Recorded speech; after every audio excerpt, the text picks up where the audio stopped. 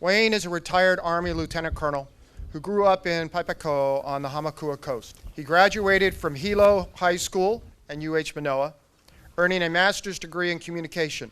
He worked as a television reporter with KITV4 News after college, and then served 24 years as a public affairs officer with the Hawaii National Guard and State Civil Defense. For the past 12 years, until March 2019, Wayne was the political reporter for Hawaii Public Radio. He is currently a member of the Veterans of Foreign Wars Post 8616, headquartered in Waikiki.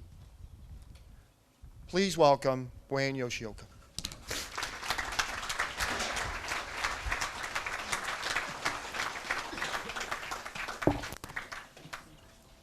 Well, thank you, Doug.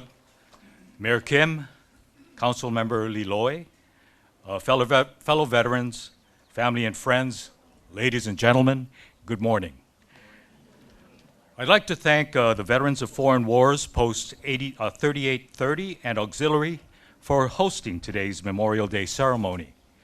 I especially want to thank VFW 3830 Post Commander Deb Lewis for inviting me to speak to you about my uncle, one of the soldiers aboard the Army transport ship, the Royal T. Frank. My uncle, Susumu Yoshioka, was born in 1918, the oldest of 6 sons born to Bungichi and Chiono Yoshioka of Papaiko. My father, Norio, was the 4th son. He passed away in 2015. And my mother, Tamayo, is here today. Mom?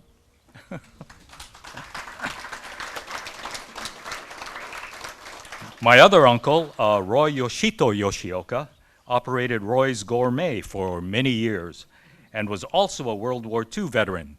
He's interred here at the East Hawaii Veterans Cemetery. My favorite uncle, Fumio, is here today.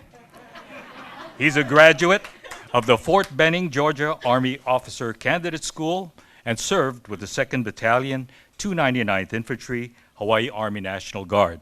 Fumio is the youngest and sole surviving brother. He is joined here with his wife, Yoshiko, and son, Colin, and partner, Rosemary. Uncle?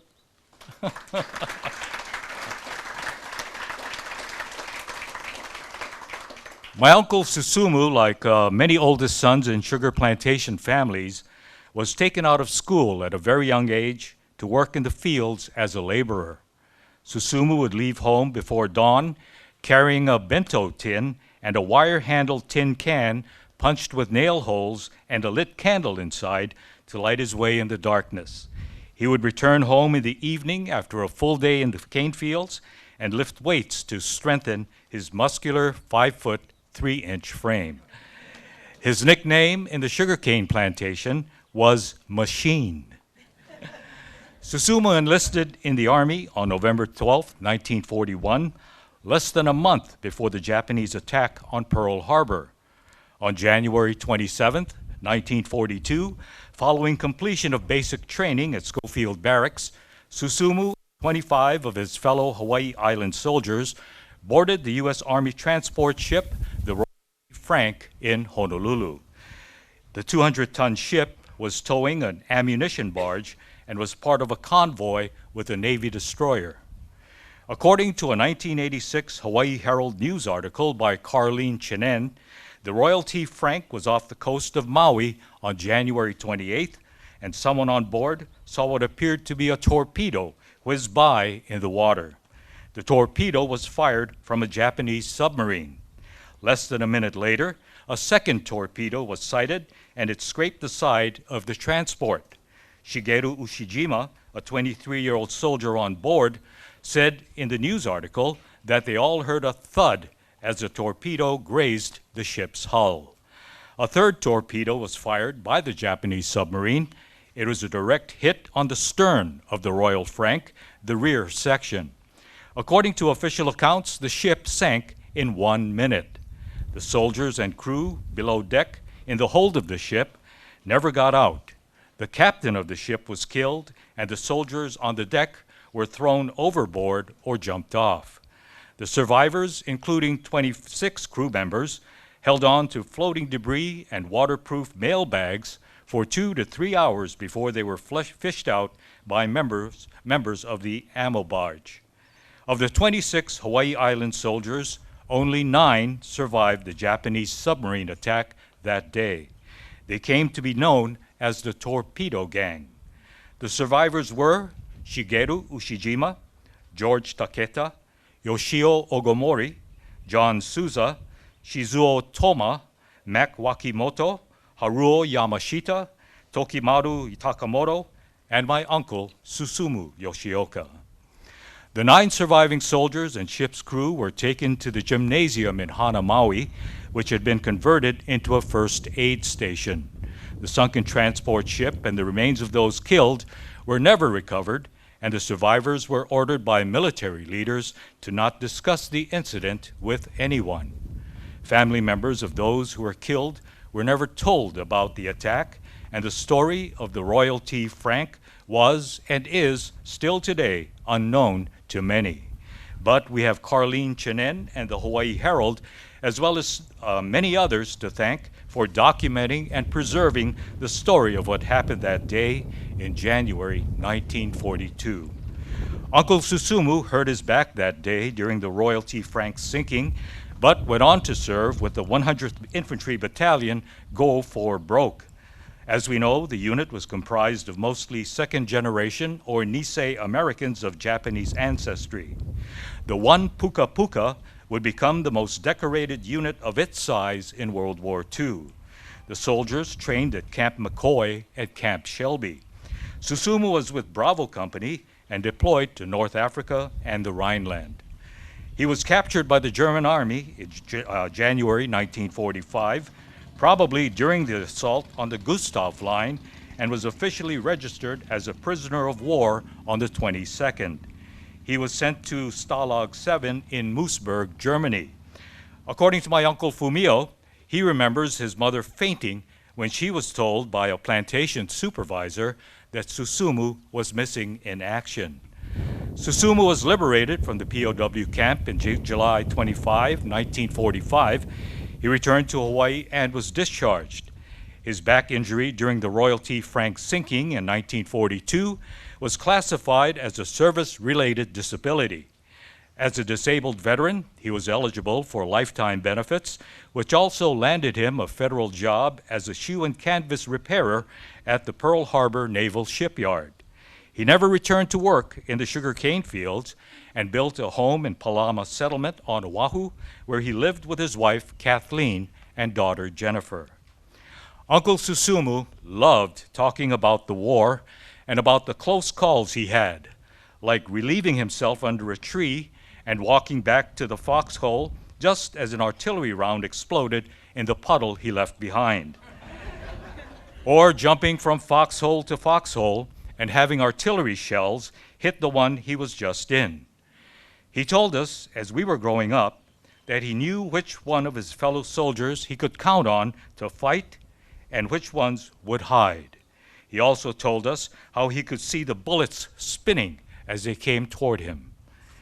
And when his wife and daughter were not around, he would tell us how the war was the high point of his life, how much he enjoyed it, and how much he really missed it. He officially changed his name to Clay Susumu Yoshioka in the 1970s. During our wedding reception, my Uncle Clay and my father-in-law, Robert Benzine, traded war stories.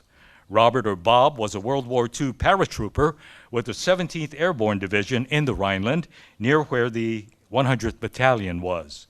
We have a great photograph of my Uncle Susumu and father-in-law. Bob's arms are stretched overhead as in a parachute landing fall, and my Uncle Susumu is crouched down, listening intently. It's really a wonderful keepsake for our family. You know, 2 soldiers from the so-called greatest generation, a second-generation Japanese American, and a third-generation German American who fought on the same side. My wife and best friend, Vicky, Benzine is here, Vicky. She misses and thinks about her dad every day. He left us in 2008 due to congestive heart failure. Uncle Clay also passed away in 2008 due to congestive heart failure. I remember bringing him sushi at the Veterans Home next to Tripler Army Medical Center. He would thank me with tears in his eyes. In his final days, my father and mother also spent a couple of weeks cooking all the foods Uncle Clay enjoyed. As a POW, Uncle Clay said the Germans treated him well and always would bring him extra food. I remember he would always close his eyes in appreciation before every meal. It was a practice he carried throughout his life. I never had the opportunity to ask my Uncle Clay why he was on the deck of the Royal T. Frank that day in 1942. There was a dice game going on below in the hold of the ship, but I know my Uncle Clay wouldn't be there because he was too careful with his money. He wouldn't be one of the soldiers laying in a cot either. He was always on the move. But he could have been enjoying a smoke on the deck. I think that was where he was. On this Memorial Day, we paid special tribute to my Uncle Clay Susumu's fellow soldiers, the 17 from Hawaii Island who were killed when the Royal T. Frank was torpedoed in 1942. Their names are inscribed on a granite plaque near the cemetery flagpole behind me. Their names are Iwao Nakamura, Yoshito Nii, Shoji Okido, Larry M. Oku, Reginald M. Osato, John Pereira, John S. Rodriguez, Raymond H. Shirakawa, Yeshum Soken, Shinichi Shiigi, Bushichi Tani, Pernal Torrijos, Alfred Veriato, Torao Yamamizu, Albert H. Ayano, Yonezo Yonemura, Hook Yuen Young, and listed as missing in action, Joseph Apana and Taichi Nagata. We also honor all of the servicemen who lost their lives in the line of duty in all of our wars, those who made the supreme sacrifice to preserve freedom for all of us. Let us be inspired by them and humbled by their service and sacrifice. And may God bless all of the Hawaii Island veterans who are interred here and their families and loved ones who for answering the call to service to our community, state, and nation in times of need. Again, mahalo to VFW Post 3830, Auxiliary, and the Daughters of the American Revolution for hosting today's Memorial Day ceremony and for preserving the story of the Royal T. Frank, the Hawaii Island soldiers who lost their lives that day, and the torpedo gang who went on to fight in World War II. And thank you all for attending today's ceremony. God bless the Big Island and the state of Hawaii, and God bless the United States of America. Thank you.